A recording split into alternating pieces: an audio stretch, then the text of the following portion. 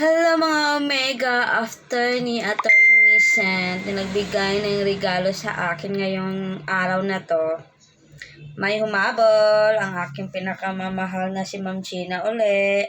Every year po siya nagbibigay ng gift. Last year, ang binigay sa akin shoulder bag. Andun pa rin, ginawa kong alkansya. Pero pag may party, ginagamit ko po yun. Tapos titingnan ko po yung regalo niya sa akin. Ito po. Nagtanong po siya sa akin kung anong gusto mong regalo. Tapos sinabi ko sa kanya na kung okay lang sa'yo na relo. Kahit ano man daw.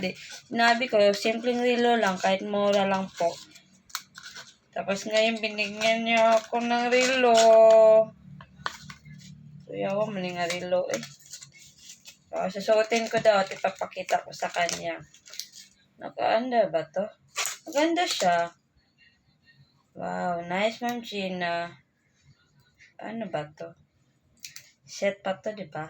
Anong oras na? May ako na set ang time. So, mahilig ako sa black na relo. At mahilig ako sa ganitong, tawag dyan?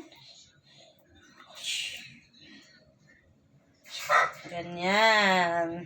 Hindi ako hilig sa mga yung mayayaman na mga relo. Ang ingay-ingay ng aso. This is it. Thank you, Ma'am Gina. Love